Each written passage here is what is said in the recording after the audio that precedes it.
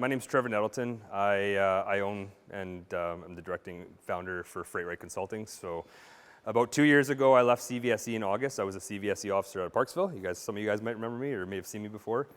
I was with CVSE for about 5 years. And in that time, I was a patrol officer. I was out of the scale in Parksville.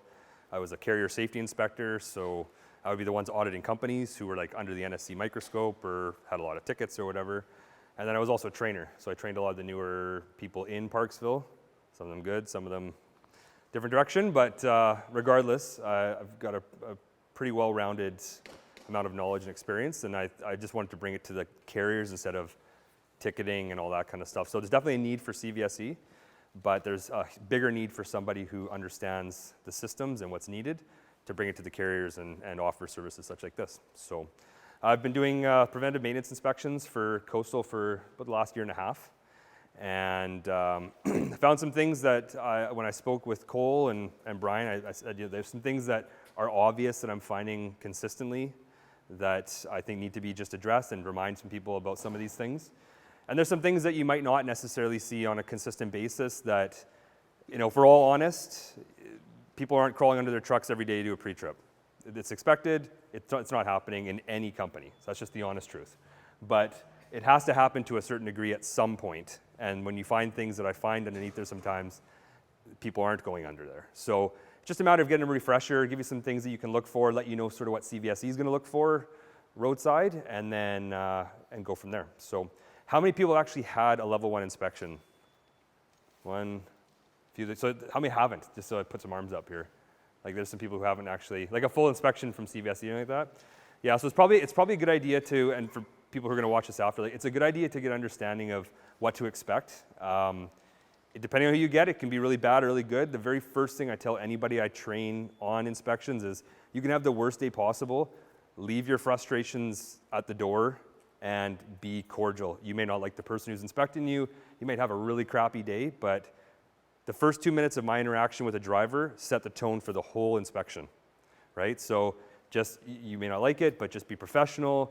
Just comply to what's being asked. You may not agree, but just do what you're told, and you will, hands down, go way further than if you have a chip on your shoulder right off the hop. So best advice I can give is just quiet, help out, do what's needed, and you'll get out of there better than you would be if you didn't go that route, okay? So what I'm going to do is I'm going to do a level 1 inspection on this truck and this trailer. And you can follow along because I'm going to be going kind of both sides, or I'll try to talk loud, but basically you walk around and then you go underneath and then you go back underneath this way. And I'm going to do a level 1 inspection, but I'm also going to talk about some things you would find on a straight truck, the cube trucks out there and stuff that we can't necessarily see on here. So one thing I'll say is when I'm doing the straight truck inspections, a lot of the times I'm finding loose U-bolts, the box frame U-bolts, okay? Well, what does that mean? You don't have to be able to shake it to consider it loose. If I can take a small ball peen hammer and I just do this. I'm not hammering like this, I'm literally just tapping like this like your 3-year-old would do. If that thing moves, it's too loose, okay?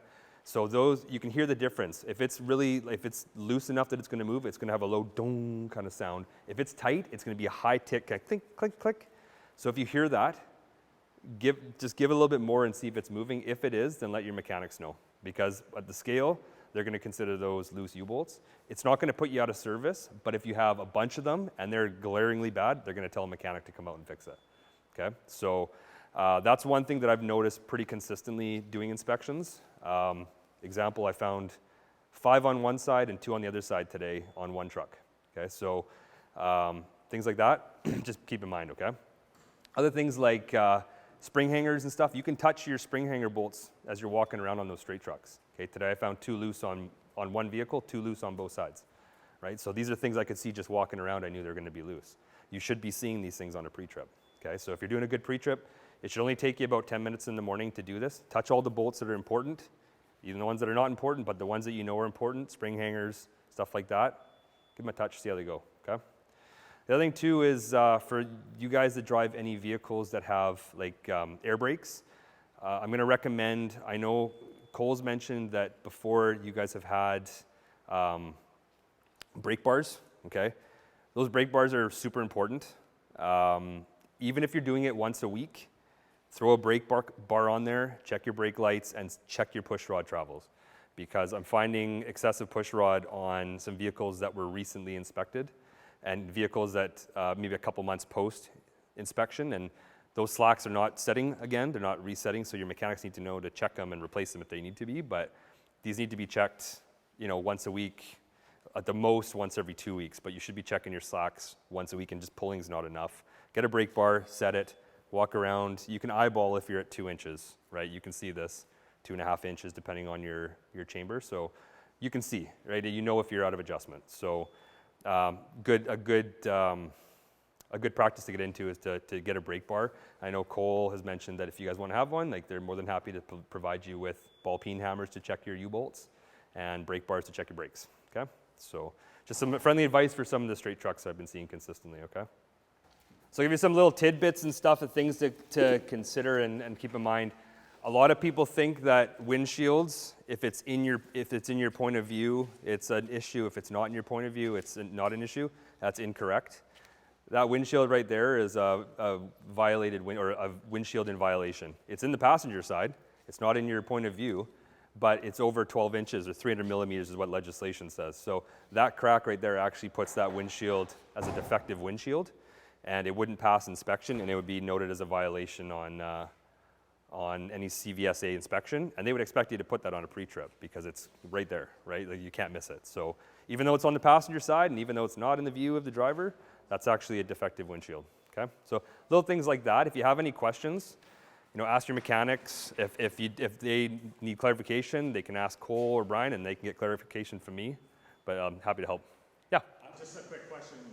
You said to have noted on the pre-trip. Yeah. We have equipment faults where we report our defects. Is that good enough, or do you need it on the pre-trip fault? Are you talking about like the automatic faults that come from your ELDs? Is that what you're talking about? No, like when I do my pre-trip, whatever, like I was in 47, had a cracked windshield. Yep.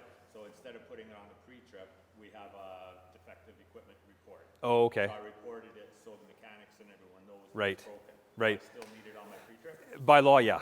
Because CVSE or police or whoever, if they stop you, they're going to look at that and want to see what's written down on a legislated document, right? Okay, so it feels a bit redundant, I'm sure, but cover yourself, right? No, Absolutely. No, it's a good question, though. Good question for sure.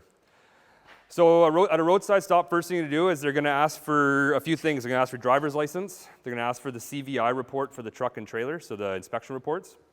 And they're going to ask for insurance for both vehicles. Okay, so part of your pre-trip is actually to make sure you have your documents. Okay, a lot of people are like, oh, I don't know where it went, or it must be in the office. But that's actually part of your pre-trip, is to make sure you have all the paperwork you need. Same with the NSC certificate. I know all these vehicles have the NSC certificates in them. It gets overlooked roadside a lot, even by officers, but by law it's supposed to be in the vehicles. Okay, so all these vehicles have valid CVIs, they have valid insurance, and they have an NSC certificate. But just double check it every so often. If you guys drive the same vehicles, check it once a week. These things are getting changed out every so often. One vehicle needs new plates, so it means there's gonna be new insurance, right? These things happen, so as they happen, just make sure you have all your documents every day, okay? All right, so first things first, what I would do if I was still with CVSE is I would be chalking up the truck.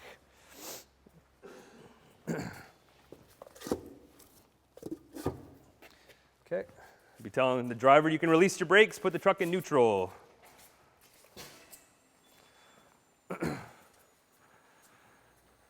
All right, so I'd be requesting the driver's license, the pre-trip. You guys have ELDs and electronic pre-trips, so those things can be emailed to the officer. They'll ask you to email it. They'll give you their email address, or they'll actually ask for the tablet if it can be detached. But there is a means to do that. If you don't know how to do that, ask Ivan or somebody in the office, and they can show you how to actually email that stuff out. But you do need to be able to send that electronically if it is the only way to do it. It needs to be able to be presented. So I'd be asking for that. I'd be asking for the odometer readings. What's the odometer reading on the truck?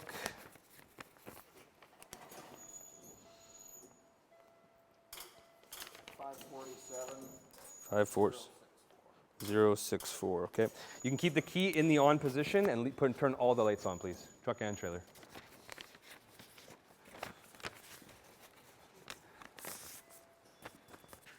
Perfect.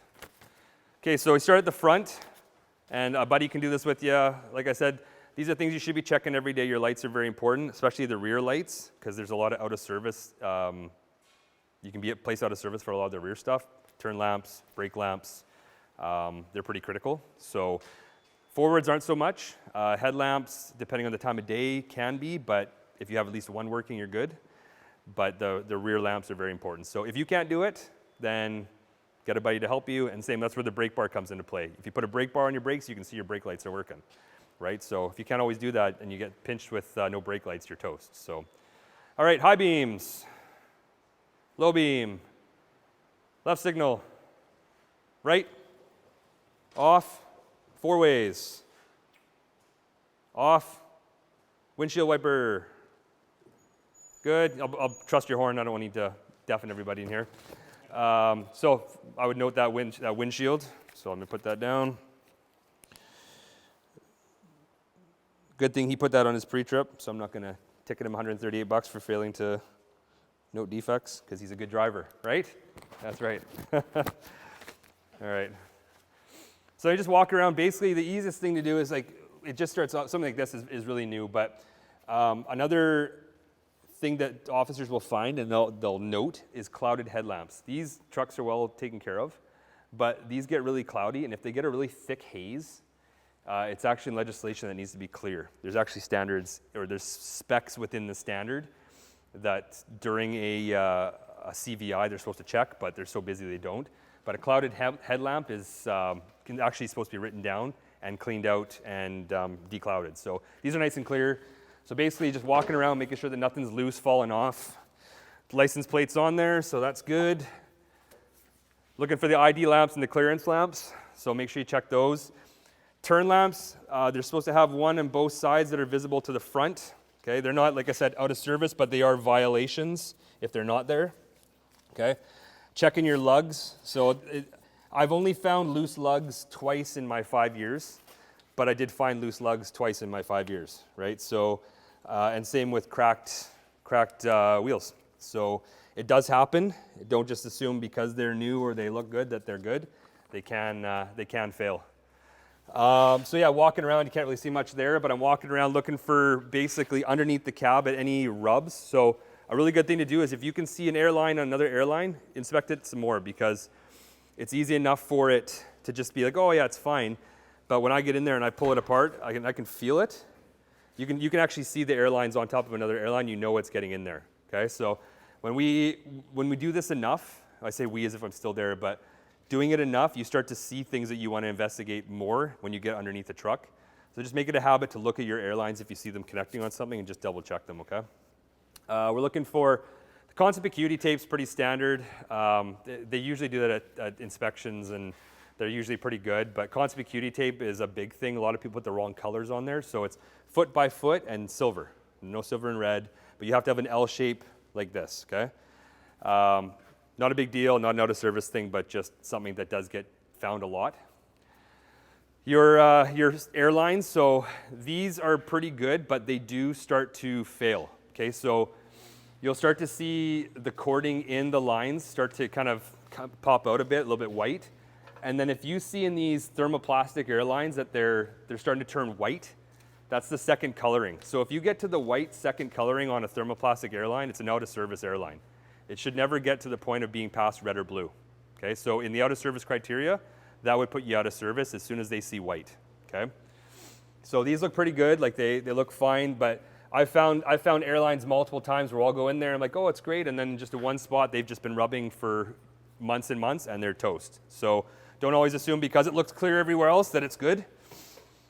We go up on here. What I like to do is when I'm up on the catwalk, I'll go and I'll take a look down and see if I can see any airlines or things like that that are standing out to me. These bunches that happen under the cab, and granted, you're not going to do this every day. Okay, you need to do a modified version. So what we used to tell people is, you're not going to do this every single day. This is an extensive way of doing it. Okay, but every week you should be looking at least something or some of this at one point in the week, right? And just making sure that nothing's getting overlooked. Okay, so I'm looking at like bunches of airlines like that. You know, I can see that one's kind of like on the frame, but it's not quite all the way in there, so I'm not overly concerned. These bunches under the cab have a tendency to kind of rub, but even still, that one's pretty good. So I'm checking like the connections to the airlines, to the glad hands, things like this, making sure that nothing's white or rubbing on something else. You'll see things up in here where they're really bunched up a lot together, that's where you start to get those white rubs. And then just looking down in here, like to see if I can see anything that stands out to me that might be rubbing or possibly something I want to investigate further, but everything looks good so far. Everything's nice and tight up here, so looks good so far. Nothing overly concerning on there. So we'll keep going. Anything that's loose, okay, anything on a vehicle, any part that's loose is actually considered insecure cargo because it's part of the body. And so if you have like a loose bar, or you have like a loose exhaust shield or something like that, these can be noted as insecure cargo. Okay, so you want to make sure that you're noting whatever's loose. So that you guys are fortunate enough to have two mechanics, right? Not a lot of places have that luxury, so use them. If you think there's something that's there that's concerning and it's loose, save yourself the hassle, because in the end, if you get stopped, you are the one representing that truck, that vehicle. Okay, so your mechanics can do work or not do work, but in the end, it's on you to determine if that vehicle's safe, and if you're behind the wheel, it's in your hands. Okay. So as I'm going through here, we walk this way, we're checking some of the fifth wheel slide plate bolts, upper and lower couplers, just looking to see if there's anything that's loose or stands out. Just checking our lugs to make sure everything's good, nice and tight. Like I said, what they teach us in CVSA when we do our inspection training and we get certified is touch everything.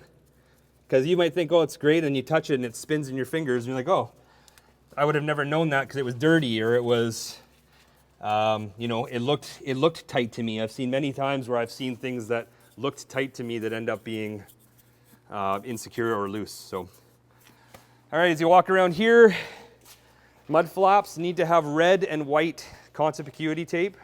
So if you start to see the tape failing, then ask your mechanics to replace it. But tape's good here.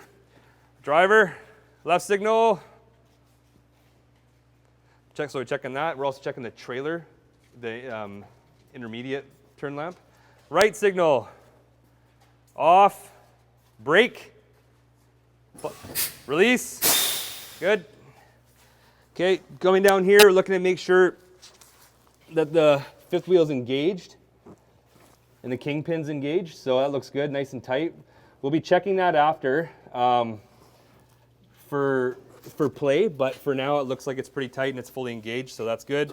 License plate lamps illuminated. These are easy stops for CVSE. If you go through a scale, they see a lamp that's out, it's an easy reason for them to stop you and give you a notice and order. So don't give any reasons to get stopped. You guys got jobs to do and money to make, right? So any downtime is bad downtime. So little things like that. A lamp out, let the mechanics know. Okay, let them fix it. Okay, walking around, just checking things, like I said, looking for loose parts, shaking things, touching things. Looking at the lower rail to make sure that none of the cross members are sagging or cracked or anything like that. And then just continuing on, I think there was a lamp up there that I need to double check, but I think there was a clearance lamp on the trailer I think I missed. But so making sure that your bogies are engaged, right? That the pins are in. You want to be looking to make sure, like a good thing to do is you can go down here and you can see your airlines pretty clear, right? You can see if things are rubbing or if things look like they're clamped in really good. Like this looks really good. Things have good spacer clamps on them, so it's probably not going to have any issues, but you can see, like, if you see somebody that doesn't have these good spacer clips, like they'll be rubbing all over the place, and when you get down there, you'll be touching multiple things that need to be addressed. So that's a good setup down there. Checking here, making sure everything's tight, loose, or nothing's loose. If you can get into your hubs and check the hub oil, make sure that there is enough hub oil in there. And then on the side here, looking for cracks, right? So in these trailing arm hangers and stuff, I've seen a lot where there's cracks coming right down. If there's a crack in this, it's done. It's on a hook.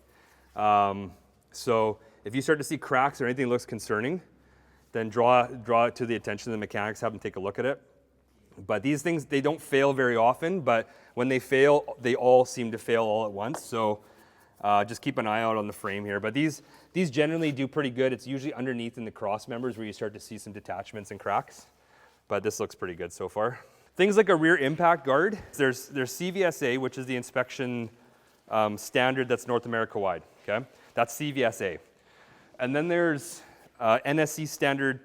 The NSC standard, which is basically the preventive maintenance standard, which is adopted as the standard. So when you do CVIPs, there's a standard that everybody in BC has to adhere to. And then there's legislation. So legislation would say that you need a rear impact guard. The inspection standard would say it needs to be straight up and down, can't be bent this way, can't be bent that way. It gives the standard for how the rear impact guard is supposed to be. Same with the consecutivity tape and all that kind of stuff. So you can get inspections where they'll say this is bent out or bent here and there, but it's not actually enforceable, it's notable, okay? So if you ever get stopped for something and you get a ticket or something, you don't think it's necessarily the right thing, talk to Cole, talk to Brian, they can talk to me, and I can kind of look into it a bit. But just know, like, you'll be held to the standard that's in the inspection standard often, but it shouldn't have any effect in terms of enforcement. The things that have enforceability are things like your brakes, frames that are cracked, airlines, lamps, the things that you'll find on a pre-trip. If you look at your pre-trip, there's that list of different areas of things on a pre-trip. Those are things that are in legislation that have to be in good working order. Everything else that has to do with the vehicle is usually found in the standard. So, but keep that in mind, like rear impact guard, just make sure that it's not bent. If it looks like it's not straight up and down, if it looks like the wings are sticking up, so they kind of are going up like this or something like that, let the mechanics know they should be nice and straight. It should be, straight up and down. It shouldn't be bent this way and that way. And then make sure that your welds for your gate are good. I found a few of these that have had, and granted it's easy to overlook them, but check your welds because there's a lot of weight going on those gates, and they'll fail more and more and more as more weight's going on them with bad welds. So just keep an eye on your gates, and no matter which vehicle you're driving, whether it's someone with a trailer or one of those straight trucks. So I'm just going to go back through this side really fast because I've explained to you kind of the process here, and that way I'm not burning up too much time. But yeah, check for things that are stuck inside your tires. If there's any rocks or anything like that in the tires, that'll put you out of service. But tires, another thing too is Coastal's very good about replacing tires, I've noticed. So if you have a tire that's looking bald or getting down, have them take a look at it. They get replaced really quickly. So, but yeah, there's specific allowances for tires. You'd be surprised on how low you can go. But what I've found with this company is they don't like them to go too low. So you're in good hands. If your tire's getting low, let them know. Make sure you note it on a pre-trip. Right signal. Good. Oh, one thing I left, sorry, I forgot about this because I'm talking too much.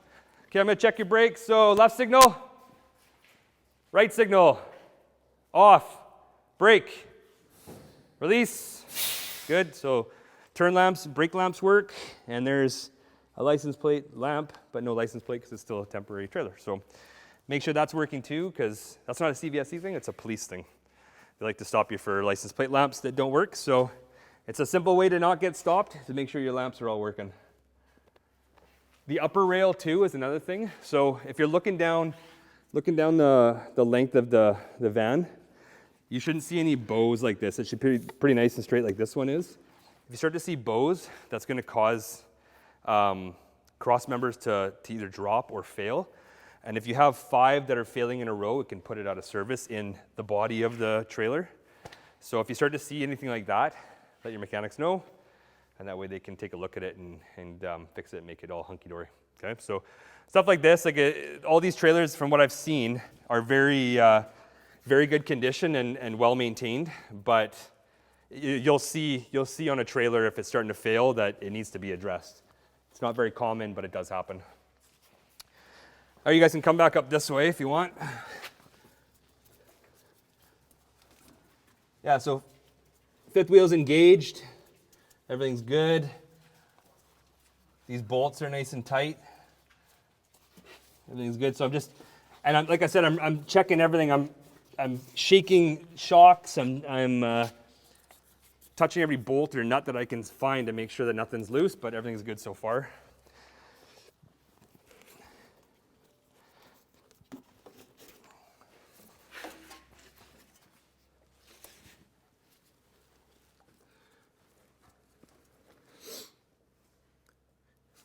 Or you can get out and pop the hood. I got this side unlatched for you. There you go. They, if you get stopped roadside, they will not pop your latch for you. They will not pop your hood. That's for you. It's a liability thing. So, yeah, just make sure that that you're capable of doing this. You know how to do all that stuff because they'll expect you to do it. I've stopped guys who have not known how to put down their bull bar, and I've had to like explain to them how to do it. They'll go around and they'll mark off the brakes. So I think these are looking to be long strokes. So I'm basically marking a line right at the push rod, right where it goes inside the chamber. Okay. And then while I'm down here, I'm shaking things. I'm gonna move things up and down and make sure nothing's loose. And I'm checking the leaf springs to make sure there's no cracks. And as I go underneath, I'll be shaking U-bolts and stuff, making sure the bolts aren't loose. If you can spin a washer, it's loose. Okay. It doesn't have to be shakeable. Doesn't have to be broken, but if I can spin a washer on something, it's considered loose. Okay, so if that's the case and you find that, let them know ASAP. All right, up next side. Okay.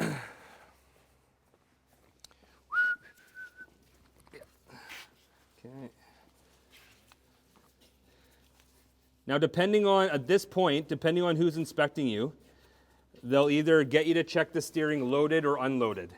I used to get people to do it loaded because it's easier for them to turn the wheel that way, but because we're inside here, I won't do that. But keys on?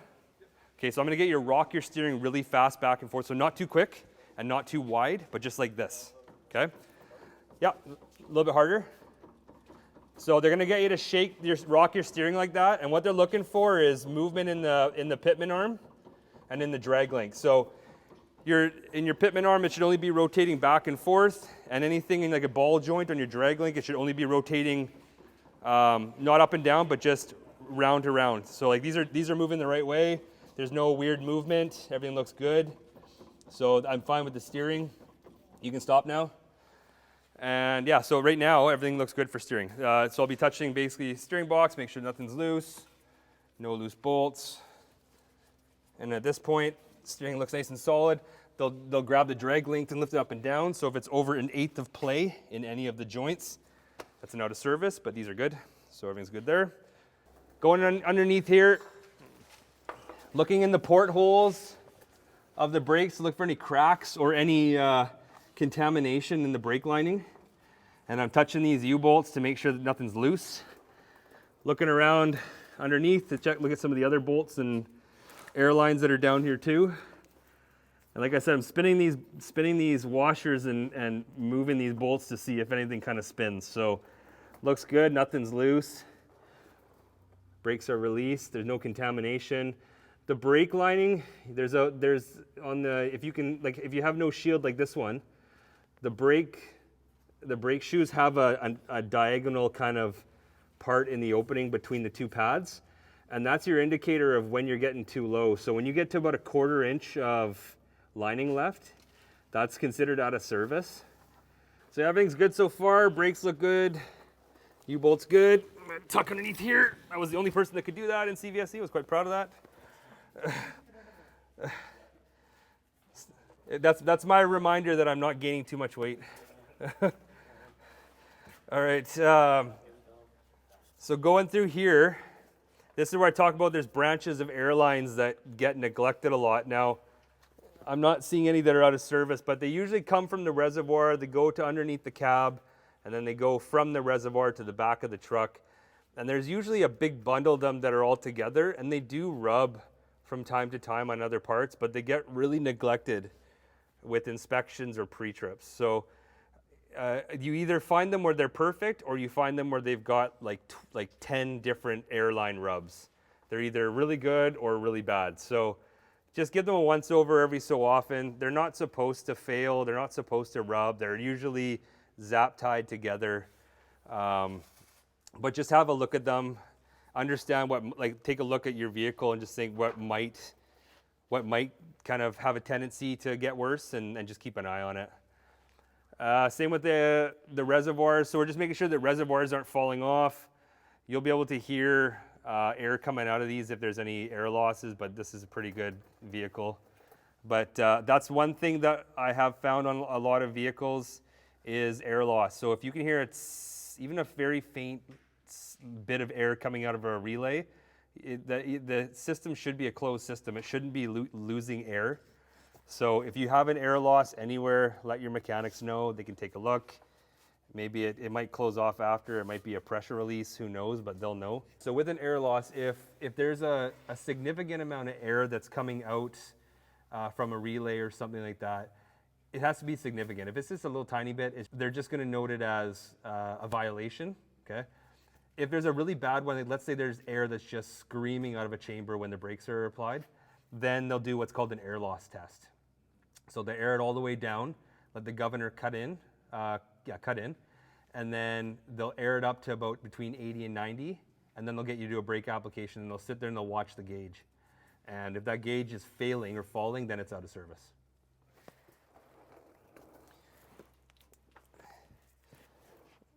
So right now I'm just kind of going underneath. I'm looking at airlines, checking to see if anything's rubbing, anything's critical or concerning.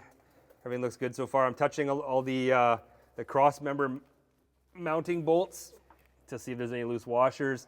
I'm pushing on the drive line to see if there's any retainer clips or anything that, like the bolts for the retainers that are loose. Checking for excessive play. Now, granted, like you're going to have movement in your drive line, but it shouldn't be shaking and wobbling. And same with like your in your universal joints and stuff like that too. So just make sure that nothing's clinking around or moving excessively. And then we get to the axles. So this is where you start to see a lot of airlines that are failing, or where CVSE or anybody doing inspection will take a closer look. So right now I'm looking for a couple of things. I'm first looking to make sure the chambers are nice and tight. Okay, so pots are on there good. I'm going to measure off the push rods. So I'm making my mark like I did on the front, right in line with where the rods go into the chamber. I'm checking for making sure that the slacks are attached and that the pins are nice and tight, and that everything does have a pin. If there's a clevis pin missing, it's I believe if it's a clevis pin, it's out of service, but I'd have to look at the criteria. It might just be a defective brake, but I'd have to look at that criteria. But it's no bueno, basically. Yeah, so checking that, and then I'm looking up at these airlines. So everything looks good so far. This one's, even though it's kind of loose, it's been okay. This one's rubbing on the filter. Yeah, so this is a good example. Like this airline, it's rubbing on the filter. It's not into the cords, but it is rubbing to the point where if it continues to operate, it will eventually rub into the cords. So there's different standards of airline defects. So there's diameter affected, which this one is right now. So I can take my thumb and wrap it around the airline, and there's a notable dip in this airline right now. And so like it actually, like your thumb goes from being in a round airline to a flat spot. That's a diameter affected. So basically that would be noted as a violation. Okay. If it's affected and you see the cords, that's also diameter affected. They'll want you to change that.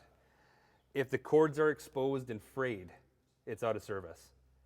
So if you'll start to see, you'll see airlines that are going to need attention. This is one that's going to need attention just because it either needs to be shielded or replaced and kind of adjusted so that it's not going to keep rubbing. But it's a notable defect in this airline. So what I would do is CVSE. I'd be noting this down to put on the inspection report. Got my paper. This will be axle. So the way that they do it is the front axle, your steer is axle 1, 2, 3, 4, and 5. So when you got an inspection report, this will be axle 2 right, brake chamber, 1 of 2 airlines, diameter affected. Push rods have been marked, so I'm just basically checking the axle, checking suspension, checking the shocks, mounts, checking airbag suspension mounts, and the bolts, looking at airlines. Okay, now we're into axle 2 or axle 3. So these are thermoplastic airlines. So they're going to be a little bit more rugged, coming from that relay. Checking all the cross members and the mounting bolts. Checking like torque arms and vehicle, anything that has to do with the vehicle's positioning and axle mounting. So granted, if you're stopped roadside, like CVSE is going to do this much quicker because they're not going to be talking. But also depending on how much they find, if they start to find a lot of things that are out of service or concerning things, like maybe they're not finding out of service defects, but they're finding 7 cracks in your cross members and they're finding multiple airlines, they're going to slow down, and they're going to slow down the inspection and be more thorough. That's part of protocol. So don't be surprised if you have a vehicle that's got a lot of issues. If you're in there and you're in an inspection and it's taking a long time for that person to come out of the underneath, it's probably not a good sign. So just do your best. I mean, you can only do as much as you can, but it's best just to do this as much as you can and help your mechanics out and cover yourself. No one wants to be stopped and getting tickets, right? So at this point, everything's good here. So tractor's looking good so far. So now I'm looking at this is kind of fast until it gets to the back here. So I'm just looking at cross members, so making sure nothing's cracked. I'm just looking at the cross members. I'm looking at anything that's dropping down. Looking at the bolts up there. Not a lot of people go too crazy on this because there's so many bolts up there that hold these things, and if it's going to shake, you're going to feel it. So I mean, this is good. But you're looking for connections to the lower rail of the trailer, and then you get to the airline connections, and this is where you kind of look at stuff because surprisingly these will fail because they rub so much underneath. These are well mounted, but I've seen these a lot lately where they're failing because they're not secured and they're moving. So these are pretty good.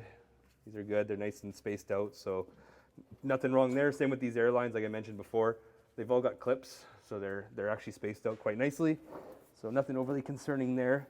I'm not going to waste too much time looking at that because I've already looked at it. Let's see this here. Yeah, so there's a slight rub here. Like there's a little bit on these two.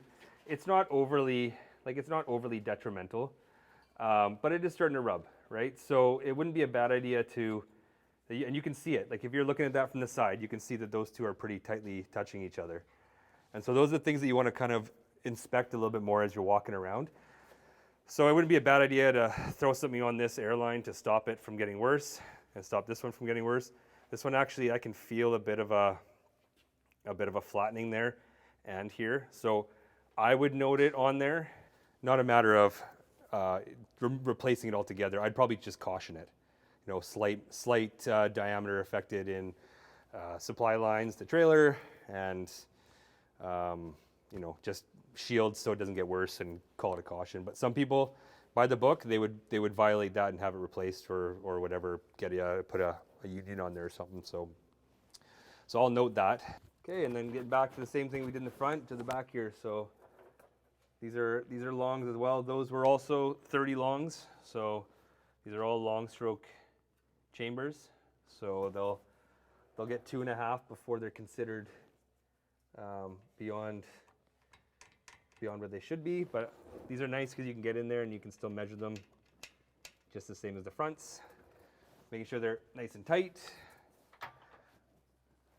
Looking in here if you look inside here, you can see like things are dry and everything's kind of clear. If you have a contaminated brake, you'll see it. If you have a contaminated brake, that's out of service. So if you look through those portholes and you can see that there's hub oil on the lining, let your mechanics know, because I've seen them where if it's not on the lining, it just happens to be there, but it's no longer contaminated, just once was. It's not out of service, but if it's noticeably on the braking surface, then it'll be an out of service. So that airline's a good example. Like this was recently CVI'd. That probably was good when it got CVI'd and it's just started to wear down. So they do wear quite quickly if there's a lot of movement and a lot of driving, and it doesn't take much for them to start going. These thermoplastic ones are much better. They're much more rugged, but the regular rubber corded ones have a tendency to rub a lot easier. That's why you see a lot of people move into these thermoplastic ones. So checking the reservoirs, make sure reservoir's not moving, making sure air lines aren't rubbing again.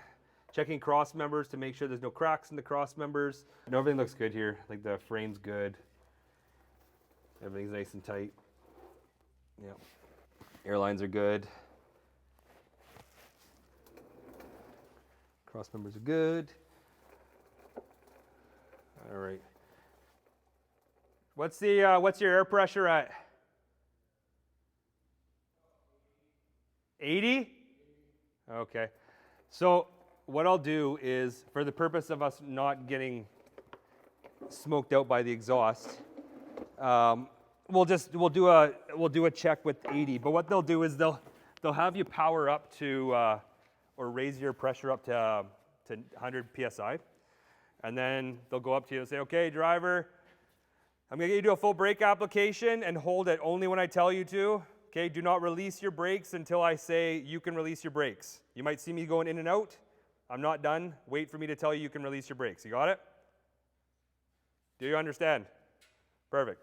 Okay, so wait for my thumbs up, and then full brake application all the way to floor, 2 feet if you need it. Honk your horn if you get tired so I can get out of there, okay?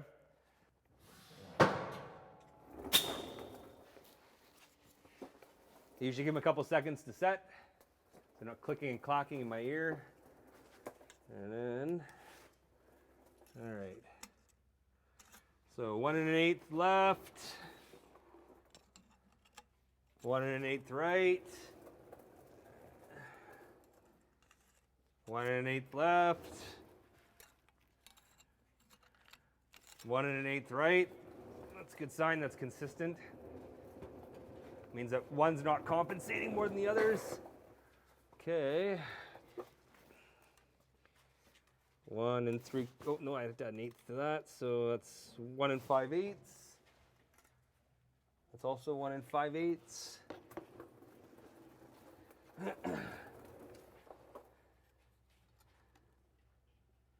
1 1/2. 1 1/4. Yeah, 1 1/4.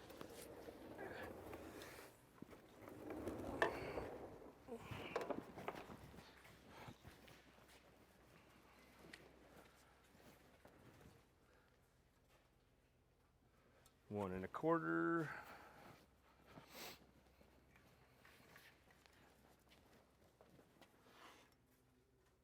1 3/8. Okay, you can release. Okay, so brakes are all good on that. So how brakes work is for each brake that's out of adjustment, it's $138. If you have more than 50%, you get another $598 on top.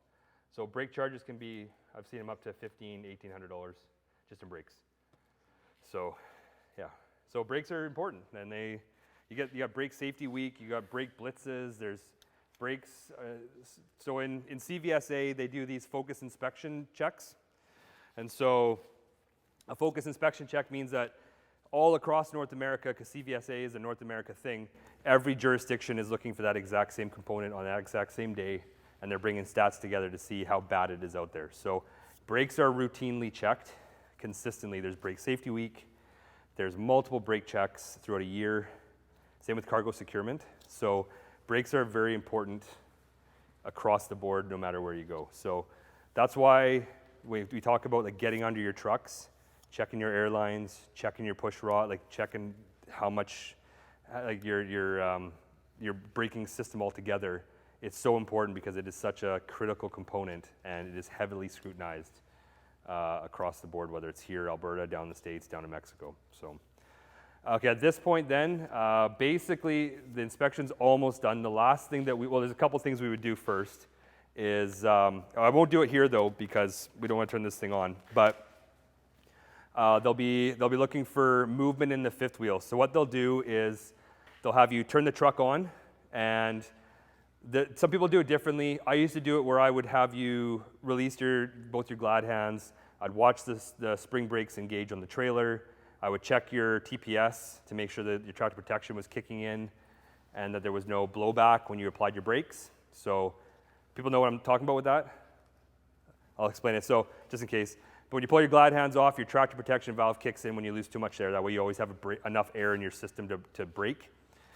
And so when they apply the brake with that engaged, air should not come out of your glide hands. If it does, it means that your tractor protection's faulty. That's an out of service, okay?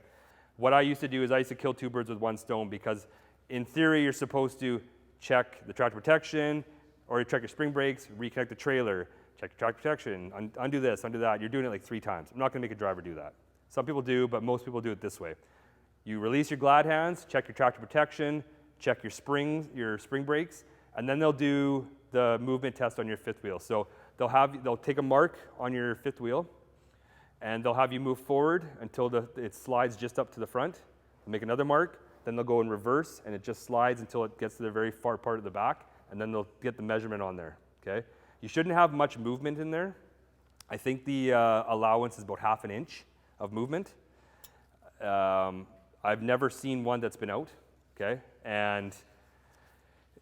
But I have seen other people who have done it where it's been the whole coupler just slides, right? Like, it's bad. So that is something they'll expect you to do. It's a lot of torque on the truck, but they can handle it. So be prepared for that. But I won't do it here, just because we're in here and it's not necessary. So that is the last part of it. And then checking the steering lash. So with the truck on, they'll check the steering to make sure that you're not having this huge movement like old farm trucks have, which you never see in these new trucks. It's very, very, very quick. So, and other than that, then that's the end of it. If you survive it, like this truck with what I found, you'd get a report for them to give the mechanics, and away they go.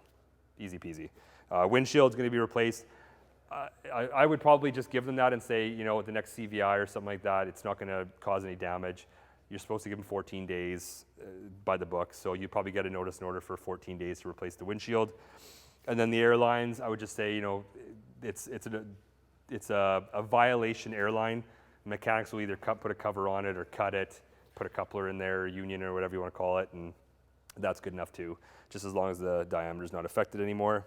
Yeah, other than that, it wouldn't get a decal, but you'd be on your way with no ticket. So easy enough. Any questions at all?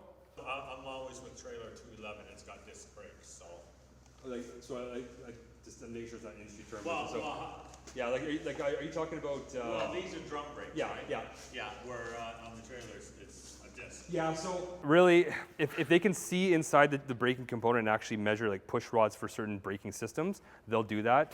Things like rotos or juice brakes or anything like that, where you can't actually measure anything, they'll try to figure out, like, the way they used to say it is, if you can't see any travel, put your hands on, get them to brake, and feel the engagement.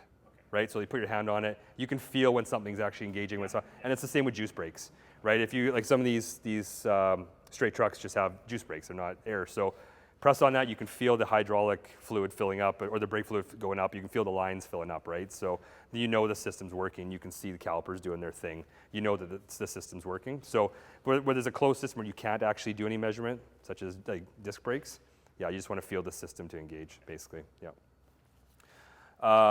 So basically from there, applying this kind of stuff to like the straight trucks, you're not going to have this kind of complexity, but those straight trucks should only take 5-10 minutes to go over the things we talked about, the U-bolts, checking your brakes. They're nice and dry underneath there. You can see with a brake bar how much your push rods are sticking out, that kind of stuff. Those things will save you in the end. And in terms of a pre-trip, this here took me, I don't know what the time is now, about an hour and a bit. Right? So a lot of these things you're not doing every day. You're not going to go and measure stuff. You're not going to be like, hey, friend, left, right. Like, you're not going to treat it like an inspection, but you should be able to do a good quality pre-trip in like 15 minutes and get the outside nuts and bolts, and then the once a week thing kind of going underneath and taking a look at your push rods with the brake bar. That can take you an extra, for that one day, you find the easy components and maybe you take a day for 15 minutes and do that. But these things got to be brought into your pre-trips for sure. So. And it'll save you and the company a world of hassle. We always talked about how, like, this person told this person who told this person, right? So I would, if you've noticed, it's just like me walking around being able to see an airline, being like, that's going to be an out of service airline, right? Just over the years, you see these things. You can use that to the best of your discretion, right? But it's always good to also, If it's getting close to 9, yeah, or if it's looking a little bit rough, like, get in there. Don't just think, well, maybe it's 92. Get in there and actually take a measurement on it and double check. Yeah. Or like I said, have these guys, that's what they're here for, right? So, hey, it looks a little bit excessive, can you take a look? So, other than that, no tickets, you're good. But yeah, that's a level 1 inspection. Level 2 inspection is basically everything I just did without going underneath. It's a lot faster. It's the same sort of thing. So there's different levels of inspections. A level 2 is without going underneath, does all the same things. Level 3 inspection is just paperwork. So driver's license, your insurance, your pre-trip, logbook if you need a logbook.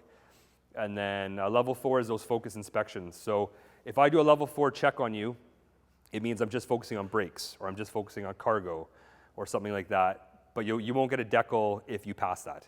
You only get a decal if you pass a level 1 inspection without any defects.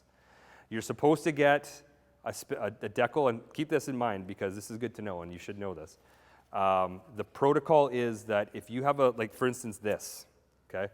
There was, let's take the windshield away because windshield's defective windshield. But let's say I just found those 2 airlines, and but you had a mechanic out here in 5 minutes to fix it.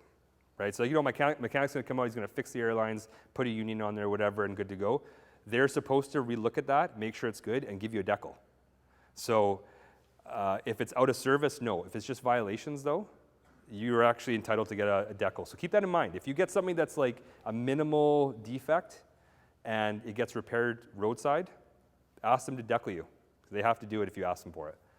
A lot of times it just gets overlooked because like, well, it's defective, and it's a policy to do that, but yeah, I taught people to do it, and it's supposed to be done that way by proper protocol. So another thing too is CVSA inspection versus notice and order. So sometimes you'll get a notice and order where they're not doing this whole thing, but they see a headlamp that's burnt out and they want you to get it fixed in 3 days. So instead of doing inspection, they'll just give you a notice and order. But a lot of new people can only do notice and orders until they're certified. But it's also what police do. Police will do the little blue paper that says fix this headlamp. That's a notice and order. That's different than that's different than a CVSA inspection. And none of these things have any bearing on your driver's license. The only thing that has any bearing on your driver's license is a violation ticket. So if you go roadside and you get a notice and order and you're like, oh, I got stopped roadside, I got this notice and order. If you didn't get a blue ticket or a white ticket from police or CVSE, don't worry about it. It has nothing to do with you. It's for your company to know, company to fix. It has no effect on your abstract whatsoever. Okay? So the decal is a CVSA decal. So it's kind of like industry kind of calls it a badge of honor. Huge in the States. Huge in the States. But if you people actually try to pay like $500 for these decals. They try to bribe officers all the time. Yeah, because if you get them, there's incentives from some companies and all that kind of stuff. But so it has to do with the unit. You won't get it as a driver. It has to do with the vehicle itself. But if you go through a scale and you've got a brand new CVSA decal, I don't care. I'm still there, but they won't care. They'll just go on. Get out of here. The vehicle's in prime condition. So they're really good if you just want to be able to get through a scale and go. But it's like a badge of honor. You know what? Like I take good care of my vehicles. The company I work for takes good care of their vehicles. It's a pride thing. But yeah, if you get one of them, you're not going to get pinched at a scale anytime soon. So. And they'll give you one if the vehicle's good. So something like this, like I said, if I had these airlines and even you went out and said, hey, I covered it, it's no longer defective, I'd put a decal on. So you'd still get the paperwork that says it was a violation, but I would just note on there that I gave you a decal and repairs were fixed on site. And that goes on the paperwork, and away you go. When I mentioned that there's an obligation for you to make sure you have your paperwork, make sure you're doing, like you have the CVI, you have the NSC certificate, all that kind of stuff. That's what's covered in a level 3 inspection. There are level 3 inspection blitzes. It's part of the fit checks. So same sort of thing for 3 days straight. Most of the time they'll go to places where people have to have logs. So they'll do like a Hunter Creek check, or they'll go to Kamloops or something like that. But yeah, on a level 3 check, a driver's hours of service check, whatever you want to call it, they'll look for your driver's license. So you want to make sure you've got a current driver's license. If your license is expired, you'll be out of service, and it's $276 and 3 points on your license. So, and it's not easy to get that fixed because you got to go make sure you're somewhere where there's a driver's licensing center. So check your license routinely. I've actually been guilty of almost having my license expired and be like, whoa, shoot, got to get to a place. And I've seen many people who are just like, whoa, I didn't even think about it. It's on your birthday. It's on your birthday every 5 years. So happy birthday, look at my driver's license. Makes you see how old I am. What's that? Yep. So that's the other thing is a company has an obligation to run your abstracts at least every year. I always recommend when I go into a company and I talk to them, I say at least every 6 months because companies will sometimes have drivers who get prohibited and you don't find out for 12 months later that they were driving your vehicles while they were prohibited. So I always recommend at least every 6 months. A lot of companies do every 3. They don't need you to do it for them unless you have an out-of-province abstract. If you have a BC driver's license, your company has the right to pull your abstract, your end print abstract, without you having to give any authorization as part of their employment. Okay, so they're doing this all without you even knowing, and then they're checking your abstracts and stuff to make sure. If you get tickets and you're working for the company, they're going to see that you got a ticket with an N beside it. It means you were in an NSC vehicle and you got that ticket. So it's part of the carrier's obligation under the NSC system to be checking this stuff. So I'm sure you guys are all good, but if you get a ticket, just be upfront with it. You have 15 days to tell your company about it and give them that ticket. Okay, so even if it's something that you own, if it's in the company truck, they need a copy of it and they need to know about it. Okay? Either way, they'll find out regardless by checking the abstracts. So just full transparency is the best course of action on that. So they're going to check your driver's license roadside. They're going to check for the CVI report. So like I said, make sure you have the valid CVI. The CVI report will have a decal number on the very top and the expiry date. That decal number will match the decal on the truck. Okay? Sometimes these decals get scraped off. If you have a really bad inspection, it used to be a fun thing for us to do roadside. If you had a really bad vehicle you're putting on a hook, scrape the CVI decal off and you order them in to get a new CVI and all the repairs done, right? So you keep them for evidence and you take them to court if they ever fought the ticket. But now all of a sudden you've got this old inspection thing, and if you're not updating that stuff, now you have an old inspection report and you don't have the current one. So check it every week or whatever, make sure every day that you have the right insurance, the right CVI report, that the insurance is valid. Make sure you're looking at that too. And now because they don't have decals, it's harder to do, right? You gotta rely on your paperwork. So you wanna make sure that you're checking your paperwork consistently because they don't have the expiry decals anymore, especially with the trailers too, because they're non-expiry. And then, your logbook. So in like locally, if you're driving locally within 160 kilometers and you're returning to your home terminal, which I think all your drivers do, right? So anybody go outside of 160? Okay, yeah, so sometimes you go outside that 160. So you have an ELD system, it's required by law now. If you're going outside, if you require an ELD, you have to, or if you require a logbook, you have to have an ELD now. But for you local guys that don't require the ELD, that system is keeping track of the other obligations that your carriers have. So your carrier is supposed to keep track of your on-duty, off-duty, and driving time. Not a lot of companies know this, but essentially they're supposed to keep a logbook for you or make you keep a logbook even though you don't need to keep a logbook.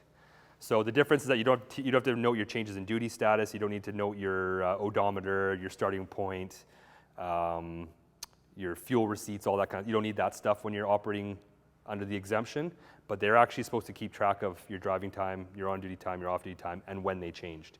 So your ELD is actually doing that for you.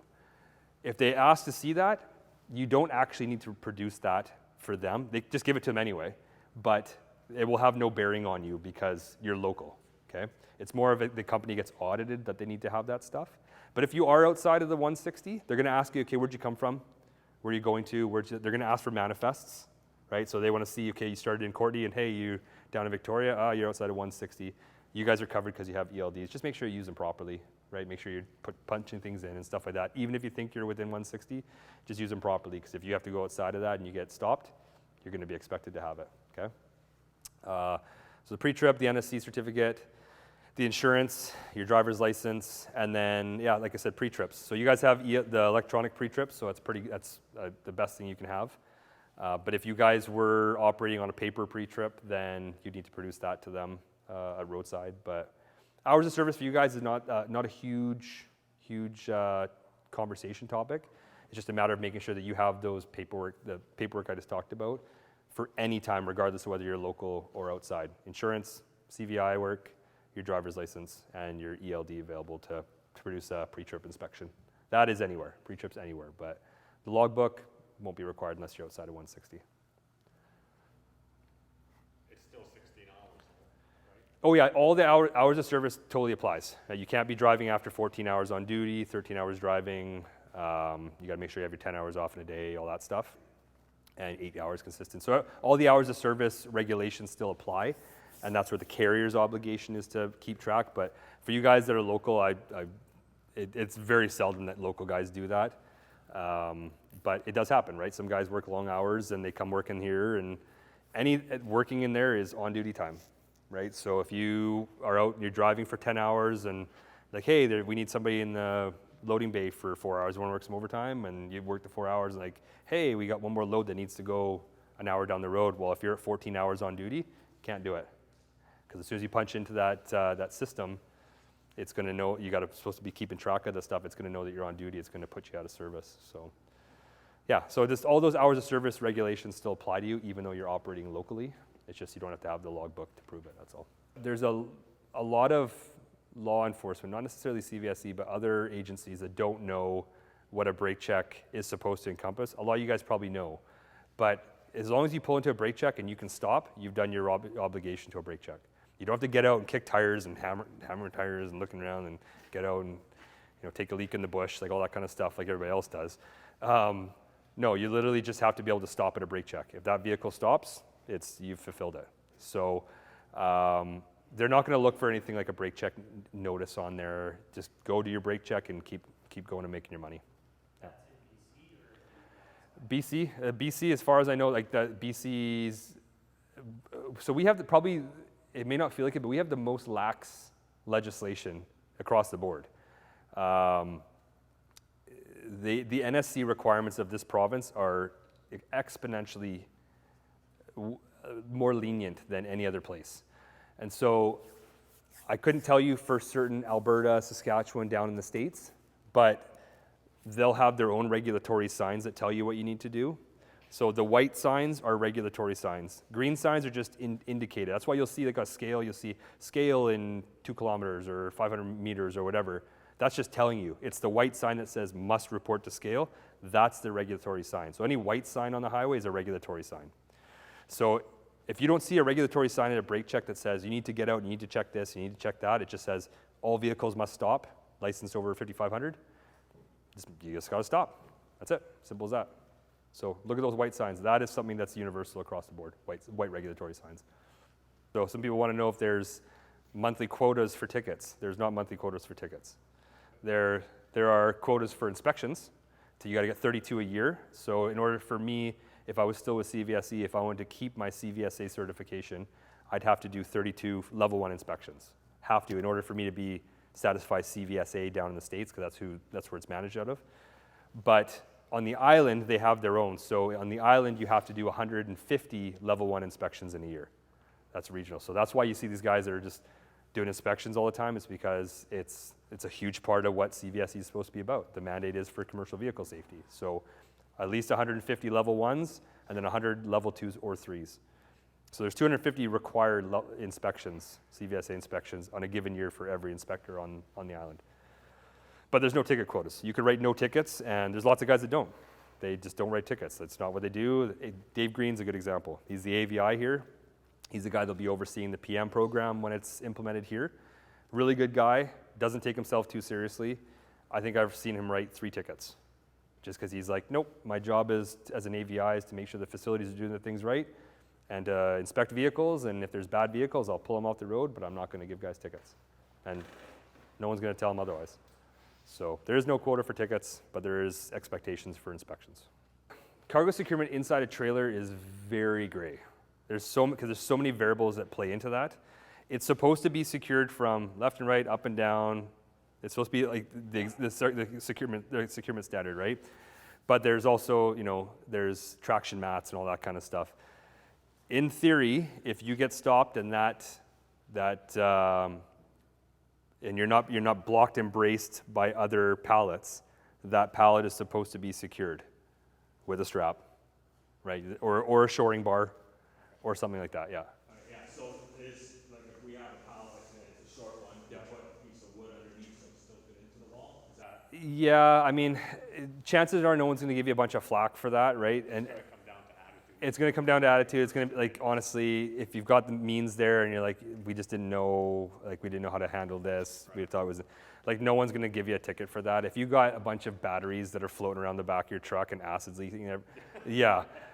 True story, because I've seen it, right? Like, yeah, and it's like, okay, you know better. Like, this is just dumb. So, yeah, it's something like that. Just secure it if you can. If you can't, then try to find a way to secure it. Worst case scenario, you play dumb on it a bit, but yeah, definitely if you can find a way to secure it, by all accounts, legislation, yeah, it needs to be secured. Another thing too about securement, does anybody understand Standard 10? The cargo, has anybody looked at Standard 10 for cargo securement? Some people do, some people don't. So Standard 10 is another NSC standard for cargo securement. It's a big topic that when I talk to a lot of companies or memberships, actually it's what I'm speaking on tomorrow in Victoria. People don't understand the expectations in cargo securement, and it applies to anybody who's operating a vehicle in BC over 5,000 kilograms, which is all your vehicles. So according to Standard 10, you are supposed to check your cargo either every 3 hours, every 240 kilometers, or I can't remember the third one. But you are supposed to be consistently checking your cargo, even if you're operating for an 8 to 10 hour day, and maybe that's in the very front of your truck, inside the straight truck or inside the trailer. You're supposed to be checking that cargo, and that's why cargo is, there's usually not a lot of leeway when it's like you see something that's loose, and you ask the driver, like, when did you secure? Oh, I checked it this morning.